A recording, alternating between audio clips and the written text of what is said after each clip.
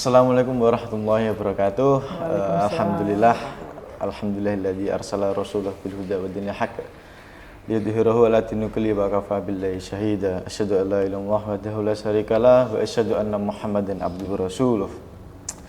Langsung saja ya Pak. Nah, jadi hari ini kami dari teman-teman Badan Eksekutif Mahasiswa, khususnya dari Kementerian Agama Pak, ini salah satu podcast perdana kita, yaitu Dikita, Dialog Ruang Kita. Nah, jadi podcast ini nanti akan membahas bagaimana makna Idul Adha. Nah, perkenalkan teman-teman, jadi saya ini M. Idris Falahuddin dari Kementerian Agama. Di samping saya ada Ustadz Hedi, salah satu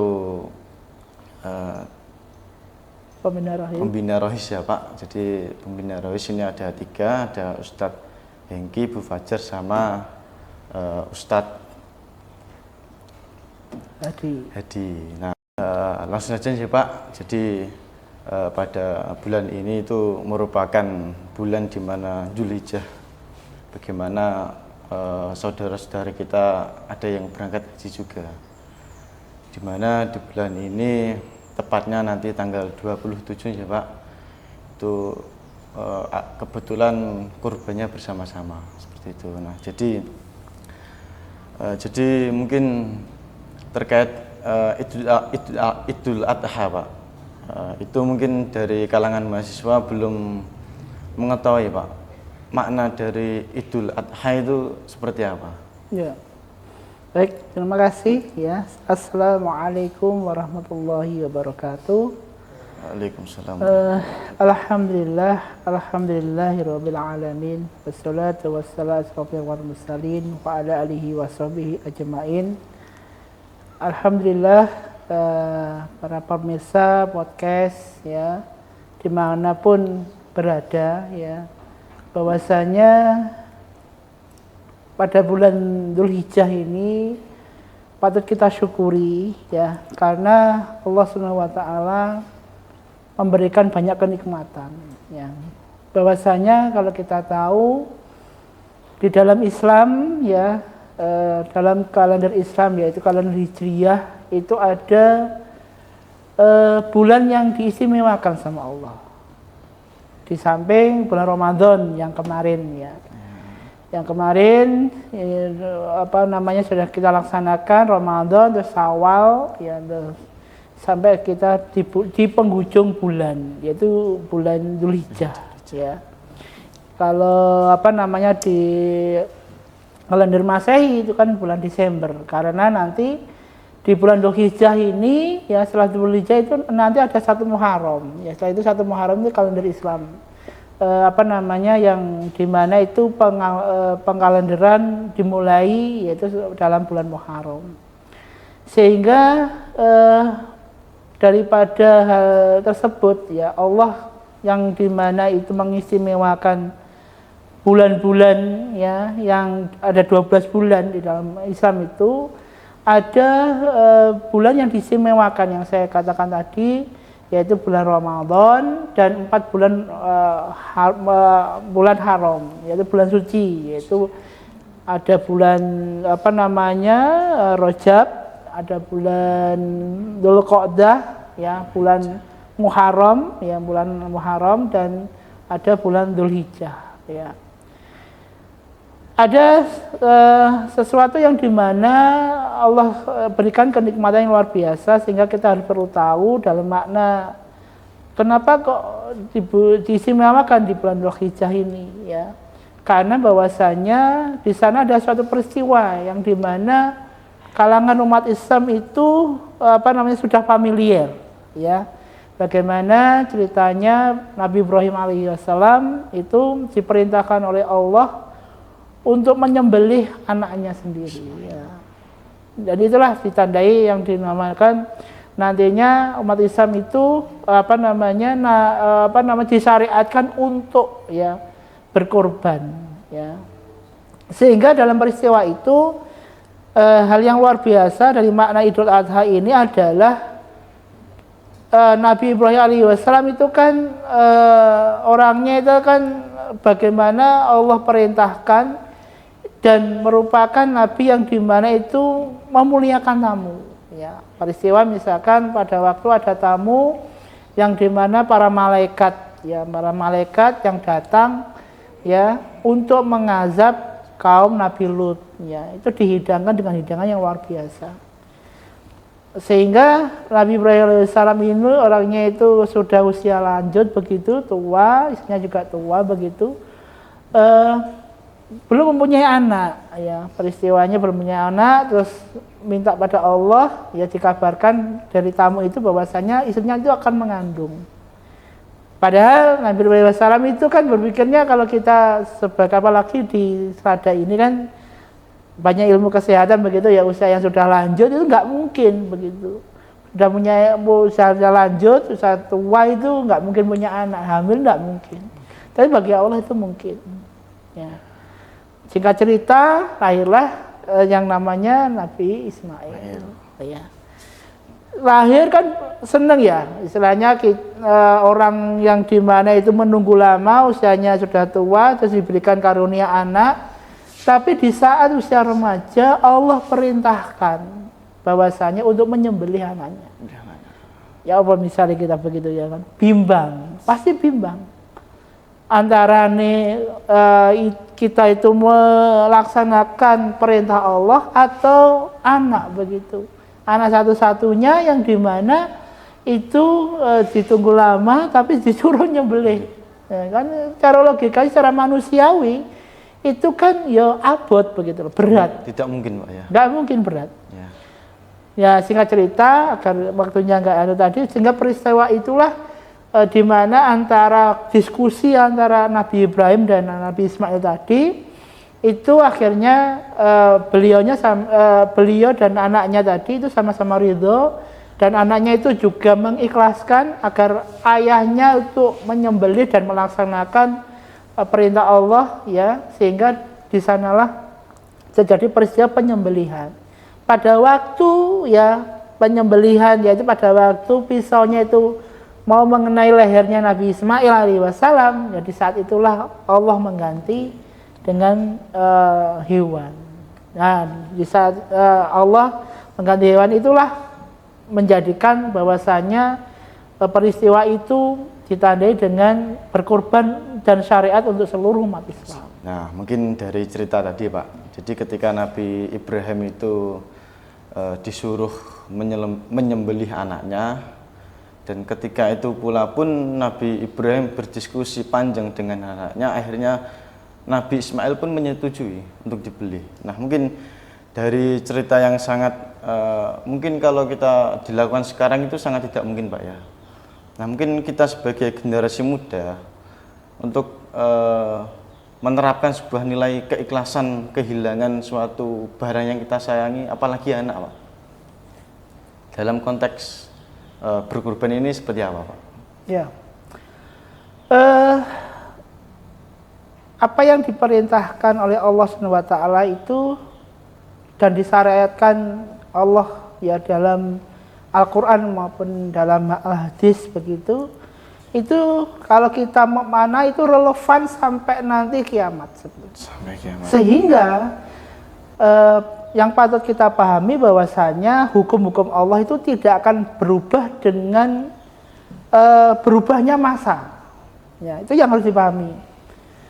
Sehingga dalam hal ini misalkan Idul Adha begitu ya, misalkan kan untuk berkorban apa nama perintahnya, itu tidak bisa dinisbahkan ataupun digantikan dengan berkorban dengan hewan apapun. Nah, itu ada kriteria juga. Ya, misalkan ayam, binatang ternak yang itu tidak boleh juga, karena itu ada kriterianya. Ya, sehingga hal ini relevan. Dan di sana pun ya Allah SWT itu juga bagaimana itu mengkategorikan siapa yang yang boleh berkorban. Ya.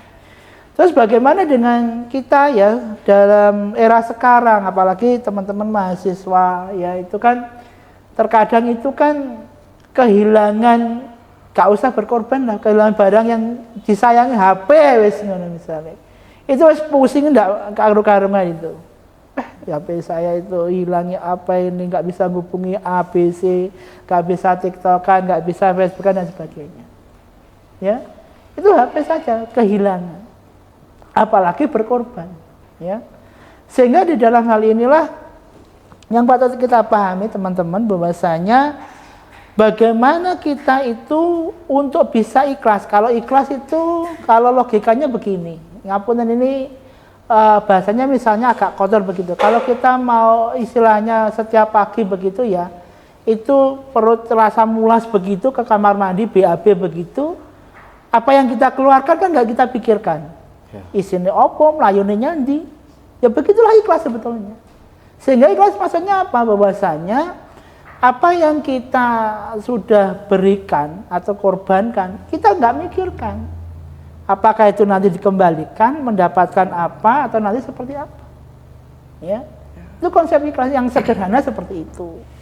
Tetapi dalam hal ini, ya, bagaimana Allah SWT dalam Islam itu, dalam pembahasan ihsanul amal, di sana disebutkan bahwasanya amalan yang bisa diterima itu memang ada ikhlas, ya, dan juga sesuai dengan syariat Allah. Ya. Dengan syariat Allah, misalkan begini, kita sudah ikhlas, tapi nggak sesuai syariat Allah, misalkan barang yang kita keluarkan itu ternyata itu khomer. Ya, itu nggak boleh, karena itu diharamkan oleh Allah. Begitu, ya. Sehingga bagaimana kita bisa menempa untuk kita bisa ikhlas, ya, yaitu kita latih. Kita latih apa? Kita latih dengan, ya, manusia itu kan diberikan Allah SWT itu kan potensi, ya. Potensi itu adalah baik itu hajatul udawiyah maupun naluri, ya. Naluri itu adalah di mana mereka itu, di mana naluri itu akan bisa tumbuh kalau itu ada rangsangan dari luar. Ya, misalkan ada di sana itu gorisatun tadayun, gorisatun nau, dan gorisatun bako. Ya, gorisatun tadayun itu apa? Gorisa yang di mana itu manusia itu membutuhkan sesuatu hal yang lebih. Ada yang disucikan. Misalkan manusia pada waktu sakit, manusia pada waktu terjebak dalam bencana, dia itu pasti akan mensucikan sesuatu, menyebut yang maha kuasa, ada yang lebih dari dirinya. Nah, itu pasti dia muncul di sana. Gorisatun bako adalah naluri untuk mempertahankan diri, ya. Itu akan muncul jika ada serangan dari luar, misalnya masih itu sak tempeleng begitu, itu pasti akan nangkis atau membalas. Itu naluri. Ataupun naluri tadayun, naluri gorisatun nau itu yaitu mencintai lawan jenis, ya. Jadi kalau seorang laki-laki melihat seorang perempuan atau sebaliknya, itu akan timbul rasa mencintai, rasa sayang dan sebagainya. Tetapi semuanya harus dalam koridor Islam. Sehingga ikhlas ini bagaimana di tempat di teman-teman mahasiswa, ya, kalau para guru kita itu dulu itu mengatakan bahwasanya ya dilatih, ya, dengan sedekah. Dengan sedekah apa? Dengan sedekah apa yang kita punya. Bukan sedekah yang di mana itu melebihi melebihi kemampuan kita. Ya, misalkan berkorban, misalkan, ya, berkorban itu kambing itu istilahnya sekarang itu misal harganya 3 jutaan begitu. Nggak nguonya begitu, golek utangan, kena riba ataupun menyulitkan orang, akhirnya istilahnya bisa berkorban. Itu nggak disarankan, tidak boleh. Ya, kita yang punya apa misalkan, kalau nggak mampu ya sudah, memang bukan kewajiban kita. Kalau dari daging yang dimakan hasil riba tadi, apakah halal atau haram? Kalau riba ya haram. Tapi kalau kita sebagai masyarakat yang tidak mengetahui itu bagaimana, Pak? Ya kalau masyarakat nggak tahu ya nggak apa-apa. Nggak apa-apa ya. Tapi kan keharaman itu akhirnya kan menjadikan panitianya padahal ya tahu. Ya, itu haram. Ya kalau riba itu begini. Hukumnya seperti hukum khamr. Kalau hukum khamr begini, alkohol, bir begitu ya. Kita sudah tahu bir, orang yang melayani, orang yang mengantarkan, orang yang membiayai, orang sing nukokni, yang meminum, sing nyuguhni, semua kena hukum. Riba begitu. Sudah tahu riba begitu, ya. Orang sing nyembelih, orang sing ngasihkan, sing ngantani duit, sing itu kena kabeh. Ya. begitu. Terus misalkan, wah bekno Islam itu angel, enggak angel.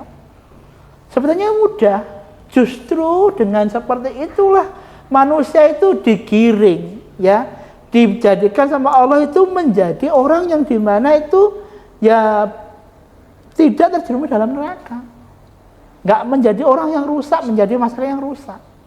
Begitu. Seharusnya berpikirnya begitu, bukan terus menyulitkan, terus wangil, enggak begitu. Seharusnya justru dengan syarat Allah yang seperti itu, ya, itu masyarakat atau para orang-orang yang tahu tentang hukum-hukum Allah itu ya merasa ya harus diselamatkan dunia dan akhirat. Nah, begitu, mungkin terkait panitia Pak, seringkali kan kalau mungkin dari Strada juga ya Pak, itu kemarin saya juga ikut agenda penyembelihan.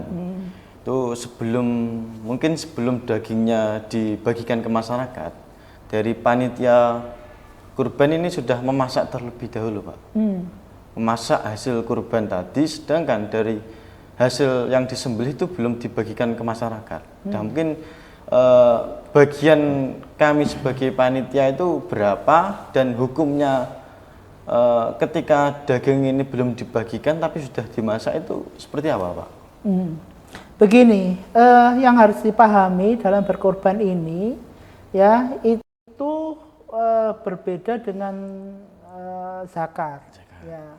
Kalau berkorban itu, ya, orang yang berkorban itu dagingnya itu semua orang tuh boleh, maksudnya berhak untuk mendapatkan, baik itu kaya, baik itu miskin dan sebagainya, boleh. Ya. Yang berikutnya bahwasanya yang tadi ditanya ada panitia ataupun yang berkorban begitu ya, misalkan, apakah boleh mengambil hewan kurban kan begitu, ataupun yang menyembelih jagale misalnya. Ya. Kalau saya pernah baca bahwasanya para mazhab, ya, itu di sana dikatakan bahwasanya itu boleh dengan catatan bahwasanya itu bukan upah. Kalau upah nggak boleh. Misalkan, wes iki kulite atau kepalane tak upahi tinggal awakmu, begitu, nggak boleh. Kalau akadnya adalah sedekah, saya sedekahkan, boleh. Karena antara yang berkorban dengan panitia ibaratnya itu adalah dalam pandangan Islam itu adalah wakalah. Wakalah itu adalah transaksi. Ridho sama ridho. Misalkan yang berkorban, saya minta kakinya atau penapanya begitu. Kalau yang panitianya itu, oh iya boleh, maka ya nggak masalah, boleh. Adapun tadi dikatakan berapa bagiannya atau itu tidak disebutkan di sana, ya, tidak disebutkan di sana. Sehingga dalam hal ini panitia itu apakah boleh mengambil? Kalau itu yang berkorban itu untuk sedekah boleh, tapi kalau untuk upah nggak boleh. Begitu, kalau upah nggak boleh. Ya, kalau untuk sedekah boleh. Ya, karena bahwasanya ya di sini disebutkan bahwasanya berkorban itu, ya, itu hikmahnya itu banyak, ya, bukan hanya untuk sedekah, ya, tetapi di sana itu juga untuk namanya hadiah, ya, hadiah, ya, sehingga di dalam hal ini, ya, maka yang perlu dipahami adalah tidak boleh ada akad istilahnya kayak istilahnya upah begitu, jual beli begitu nggak boleh. Misalnya aku upahi iki ya, ini nggak boleh. Kalau ini disedekahkan, ini untuk hadiah, itu boleh. Ya, jadi kalau panitia, bagaimana panitia mengambil itu? Ya harus ngomong begitu. Begitu. Ini sebagai orang yang memberikan sebuah sapi, saya yang menyumbang sapi, tapi saya meminta mungkin kakinya saja lah, mungkin kepalanya saja, kulitnya itu bagaimana Pak? Ya itu boleh tadi. Boleh, ya? Yang penting dengan panitianya boleh, diperbolehkan. Kalau nggak boleh ya harus nerima, karena di sana ada wakalah, begitu. Misalnya panitia nggak boleh Pak, soalnya ini dagingnya kurang, ya aku nerima, singane. tapi hukum asalnya boleh. Boleh. Begitu. Sehingga dalam hal ini terkadang itu salah kaprahnya di panitia itu bahwasanya dia itu kayaknya saya berhak mendapatkan bagian. Padahal dia enggak berhak. Kadang-kali kan ketika seorang yang menyumbang itu kan meminta kaki atau apa, kan kita sebagai yang panitia kan misal dagingnya kurang tetapi seorang yang berkorban tadi meminta itu, kita sebagai panitia kan tidak enak Pak ketika tidak mengasih. Itu bagaimana Pak? Enak nggak enak, yang penting kalau dia itu membolehkan itu sudah sah. Cuma ucapan saja itu sudah sah ya Pak? Sah, karena itu menjadi akad. Kayaknya misalnya gini, saya tuku HP, ya toh. Misalnya sampai dodol 500, misalnya tak nyang 200. Pada waktu penjualnya boleh, begitu ya, 200.000, dan itu akhirnya menjadi milik saya, itu sah. Walaupun penjual jadok nama tak, jual 500 begitu. Tapi itu di dalam Islam boleh, maksudnya sah begitu. Jadi karena di dalam Islam itu adalah yang terpenting adalah akadnya yang diucapkan, akadnya, ya. Begitu. Jadi terkadang itu yang salah kaprah adalah di panitia itu dia itu ya itu tadi seakan-akan punya hak. Padahal dia itu sebagai ya wakalah tadi, hanya sebagai bagaimana ini terlaksana begitu. Ya. Maksudnya kalau punya hak penuh kan seakan-akan akhirnya panitia aku kudu iki bukan begitu. Nanti itu termasuk upah. Amalan apa Pak yang bisa kita lakukan sebagai mahasiswa? Mungkin saya sebagai mahasiswa yang tidak berkorban itu bagaimana Pak? Amalan apa yang bisa kita lakukan? Ya menarik ya. Kalau tadi saya menyebutkan bahwasanya ada bulan yang di mana diistimewakan Allah itu ya. Kalau bulan Ramadan jelas amalannya ya, karena harus berpuasa di bulan Ramadan selama matahari itu terbit sampai terbenam. Kalau bulan Ramadan seperti itu. Bagaimana dengan amalan di bulan Dzulhijjah ini ya? Sebenarnya di bulan Dzulhijjah ini banyak amalannya, itu juga luar biasa ya. Misalkan begini, kalau kita melihat di bulan Dzulhijjah ini kan bulan yang dimana itu semua umat Islam itu kan yang mampu ya, dalam konteks yang mampu itu menunaikan ibadah haji, ya kan, ibadah haji. Loh, bagaimana yang nggak mau maupun delong apa tidak begitu, ya. Tetapi Allah mengisyaratkan bahwasanya kita itu yang pertama adalah bagaimana untuk menempa dan mendekatkan diri kepada Allah, yaitu berzikir, berdoa, memperbanyak ibadah-ibadah nafilah yang lainnya, dan juga berpuasa. Berpuasanya bagaimana Pak? Berpuasanya adalah ya kalau ada yang mensyaratkan itu mulai tanggal 1 Dzulhijjah. 1 Dzulhijjah kan kemarin ya. Hari apa kemarin? Hari Selasa atau apa kemarinnya? Lupa saya. Ya itu 1 Dzulhijjah sampai nanti tanggal 9. Karena tanggal 10 itu sudah masuk wukuf Arafah. Ya, wukuf Arafah itulah nanti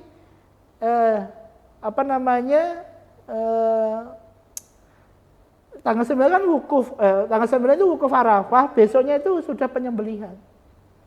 Ya, jadi mulai awal tanggal 1 sampai tanggal 9 ini berpuasa sunahnya. Karena tanggal 9 ini wukuf Arafah. Makanya di bulan Dzulhijjah ini ada puasa sunnah Arafah. Ya. Itu ya di mana pahalanya adalah menghapus dosa, yaitu selama 1 tahun sebelum dan sesudah.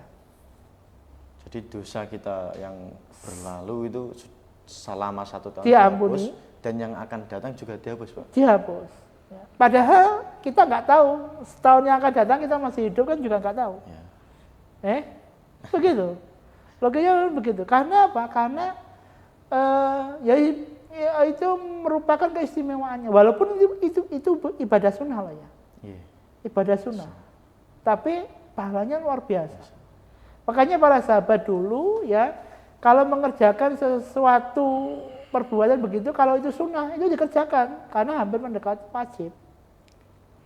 Kalau wajib jelas, ya. Kalau wajib itu kalau tidak dikerjakan dosa. Kalau sunnah dikerjakan mendapatkan pahala, nggak dikerjakan jadi ya gak apa-apa. Cuma eman-eman pahalanya Sangat itu luar menghapus dosa ya setahun sebelum dan sesudah coba. Ya memang ini kita nggak tahu wujudnya ya. Iya. Ini berkaitan dengan iman, ya. Berkaitan dengan iman dan keyakinan kita. Sehingga seorang mahasiswa, ya apalagi para remaja ini, seharusnya itu bisa memahami bahwasanya kalau sudah yakin, ya bahwasanya Islam itu agama yang hak, Islam itu agama yang benar, dan bahwasanya nantinya di akhirat itu bahwasanya agama itu tidak ada selain Islam yang diterima, ya hanya Islam saja yang diterima, maka ya seharusnya dia itu yakin akan surga dan neraka. Jadi dia akan melakukan apapun untuk meraih itu. Karena perlu disadari teman-teman ya, bahwasanya kehidupan itu bukan hanya sekarang. Ya, bukan hanya sekarang, karena nanti ada kehidupan ya setelah di dunia ini. Di alam kubur, alam barzah begitu ya. Itu luar biasa. Jadi Islam itu memandang sampai segitunya, ya. Makanya ini harus dipahami bahwasanya kalau kita bisa memecahkan 3 simpul besar, kalau di dalam Islam, istilahnya 3 simpul besar, itu maka kita akan tahu visi misi kita hidup. Apa 3 simpul besar yang dinamakan Uhdatul Kubro? Itu adalah dari mana kita berasal, untuk apa kita hidup, dan setelah hidup itu kemana. Kalau kita sudah bisa menemukan jawaban 3 pertanyaan dasar ini, maka kita akan tahu, oh saya hidup itu apa? Arahnya kemana? Dan arahnya kemana. Kalau kita menjawabnya salah, pasti kita juga nantinya melenceng arahnya. Sehingga ibadah di bulan Dzulhijjah ini, ya, yang pahalanya luar biasa ini, walaupun kita belum tahu kenyataannya, tapi kita sudah yakin terhadap janji Allah, dan janji Allah juga pasti ditepati, ya tentunya kita harus mengutamakan itu dengan sebaik-baiknya. Nah, Ya. mungkin closing statement ya Pak, mungkin pesan-pesan dari jenengan untuk kalangan mahasiswa ini seperti apa Pak dalam memaknai kurban ini? Ternyata ya ngobroli beno ya ya. Cepat Pak ya. Cepet ya, gitu. Ya ngobrol ngalung itu sebetulnya. Baik teman-teman ya. Pemirsa yang dimanapun berada ya, bahwasanya bulan Dzulhijjah ini ya, itu dimana kita harus memahami bahwasanya di sana itu banyak sekali amalan, banyak sekali Allah berikan keutamaan. Ya puasa sunnah tadi adalah puasa Arafah ya, puasa yang dimana itu bulan tanggal 1 sampai nanti tanggal 9 itu puasa Arafah ya. Itu jangan sampai terlewatkan. Apalagi seorang mahasiswa. Ya. Karena apa? Karena mahasiswa itu nanti ya di mana mereka itu ya setelah ya mereka menempuh ya proses akademik di kampus. Itu kan mereka mau tidak mau itu akan terjun ke masyarakat, kembali ke masyarakat. Kalau mereka tidak memahami ataupun tidak bisa menjadikan atau mewarnai di masyarakat tersebut, ya, maka patut dipertanyakan, kuliah ini ngapain?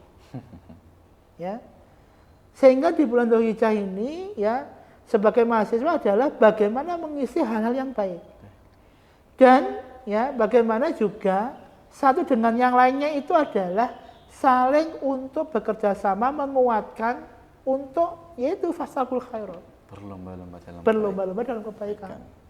Contohnya misalkan di BEM, contohnya misalkan di UKM Rohis, contohnya misalkan di UKM apa begitu ya.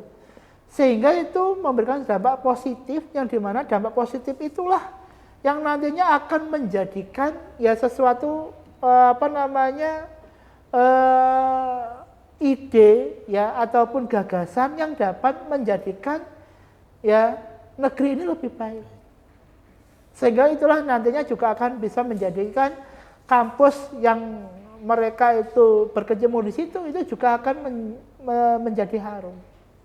Ya, itu yang harus kita pahami.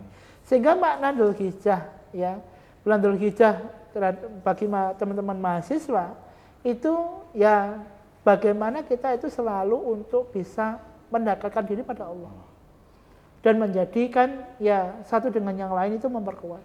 Karena di sana itu ya Dzulhijjah itu di samping peduli terhadap sesama, ya, sehingga misalkan di dalam organisasi atau teman-teman mahasiswa itu nanti membantu untuk berkorban dimanapun berada, baik itu di kampus, di lingkungan masyarakat, di lingkungan desa dan sebagainya, itu kan wujud bagaimana kita itu ya bisa untuk peduli terhadap sesama. Apalagi mahasiswa kan juga di sana juga ada pengabdian terhadap masyarakat.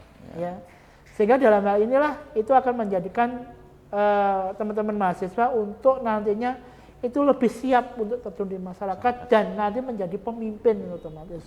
Apalagi di kampus Selada ini ya itu luar biasa ya, sehingga kita manfaatkan dengan sebaik-baiknya ya, karena kampus Selada memberikan ruang yang kepada mahasiswa ya untuk berkreasi, berinovasi ya sesuai dengan logonya.